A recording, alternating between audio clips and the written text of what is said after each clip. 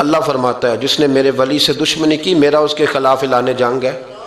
یہ بخاری مسلم کی مستند ترین حدیث ہے۔ صرف جنگ نہیں، اعلان جنگ ہے۔ اس حدیث کی ایک حرف بھی کمزور نہیں، سند بھی کمزور نہیں، متن اتنی تگڑی حدیث۔ حضرت معاذ ابن جبل رضی اللہ تعالیٰ عنہ نبی پاک صلی اللہ علیہ وسلم کے روزے پر بیٹھ کے رو رہے تھے۔ یہ ابو داؤد شریف کی حدیث۔ حضرت عمر آگے کا روتے کیوں ہو؟ فرمانے لگے مجھے دو حدیثوں نے پریشان کر دیا ہے۔ ایک تو نبی پاک نے فرمایا چھوٹی سی ریاکاری بھی شرک ہے، اگرچہ شرک اصغر ہے پر انسان سے غلطی ہو ہی جاتی ہے۔ اور دوسرا حضور نے کہا ہے کہ جس نے ولی سے دشمنی کی میرا اعلان جنگ ہے۔ تو عمر مجھے کیسے پتہ چلے گا کہ کون ولی ہے؟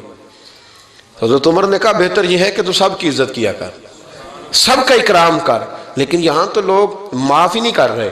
غوث پاک پر بھی فتویٰ ہے، داتا علی اجویری پر بھی فتویٰ ہے، خواجہ معین الدین ہے۔ پتہ نہیں یہ کون سا دین ہے، کون سا مذہب ہے جس میں پچھلا کوئی بھی ٹھیک نہیں تھا، جو آج پیدا ہوا صرف وہ ٹھیک ہے۔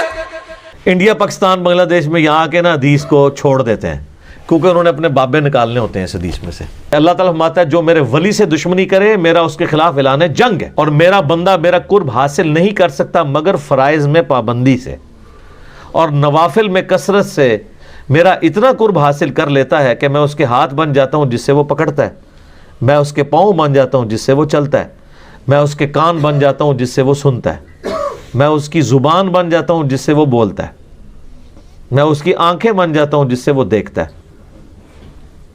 بس انڈیا پاکستان بنگلہ دیش میں یہاں کے نا حدیث کو چھوڑ دیتے ہیں کیونکہ انہوں نے اپنے بابے نکالنے ہوتے ہیں اس حدیث میں سے۔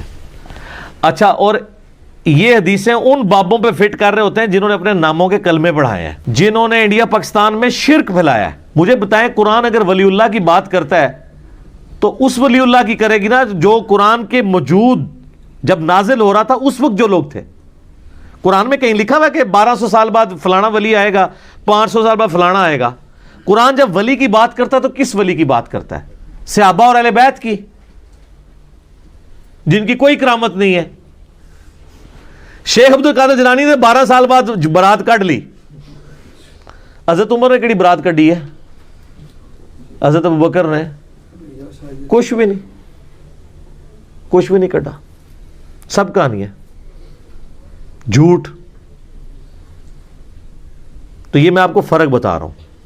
اللہ تعالیٰ فرماتا ہے کہ جو کوئی دشمنی کرے گا اللہ کے ساتھ، اس کے فرشتوں کے ساتھ، جبرائیل کے ساتھ، میکائیل کے ساتھ، تو اللہ تعالیٰ ایسے کافروں کا دشمن ہے۔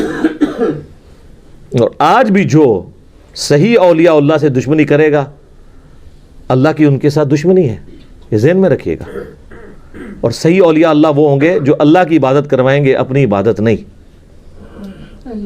آپ مجھے بتائیں، ویسے کو عام بندہ کوئی چھوٹی سی بات کر دے تو لوگ کیا کہتے ہیں؟ جی کتنا متکبر ہے، جی میں کرتا ہے، کہتے ہیں نا۔ تو یہ جو بابا کہتا ہے آپ کو کہ جو میرا مرید ہو گیا میں جنت میں نہیں جاؤں گا اس وقت تک جب تک کہ آپ کو ساتھ نہ لے جاؤں، اس کی میں نہیں آپ کو نظر آتی؟ ادھر کہتے ہیں سبحان اللہ، اتنی بڑی میں کے اوپر سبحان اللہ۔ اللہ کہنا چاہیے لعنت اللہ علی الکاذبین، ایسے جھوٹے پہ اللہ کی لعنت ہو جو یہ دعویٰ کر رہا ہے۔ تمام ولیوں کی گردن پہ میرا پاؤں ہے، اتنا متکبر شخص۔ کیا ابو بکر نے کبھی کہا ہے کہ ساری امت کی گردن پہ میرا پاؤں ہے؟ آپ کا بابا کہتا ہے، آپ کہتے ہیں سبحان اللہ۔ تو لعنت ہے پھر ایسے عقیدے کے اوپر جو ایسے متکبرین کو اولیاء اللہ سمجھتے ہیں۔ میں ان بزرگوں کو کچھ نہیں کہہ رہا، ہو سکتا ہے انہوں نے نہ کہا ہو، لیکن آپ کہانیاں کروا رہے ہیں کہ انہوں نے کہا ہوا ہے۔ تو آپ ذرا تھنک آؤٹ آف باکس کریں جو اتنا متکبر ہو۔ اب میں آپ کو بتاتا ہوں اللہ کے نیک بندے کی نشانی کیا ہے۔ بخاری مسلم دونوں میں ہے، اے میری بیٹی فاطمہ اس بات پہ نہ کرنا کہ اللہ کے نبی کی بیٹی ہو، اگر اللہ نے پکڑ لیا تو میں تمہارے کچھ کام نہیں آؤں گا۔ تو سیدہ فاطمہ تو جنتی عورتوں کی سردار ہیں۔ آپ کے بابے جو ہیں وہ تو اس قابل بھی نہیں ہیں کہ وہ ان کی جوتیوں کی خاک بھی لے سکیں سیدہ فاطمہ کی، اور ان کے اندر آکڑ اتنی ہے کہ میں اپنے مرید جنت میں لے کے جاؤں گا۔ تو تھوڑا سا مرنے سے پہلے اے مسلمان کر لے اس پہ غور۔ کتابوں کا خدا اور ہے، بابوں کا خدا اور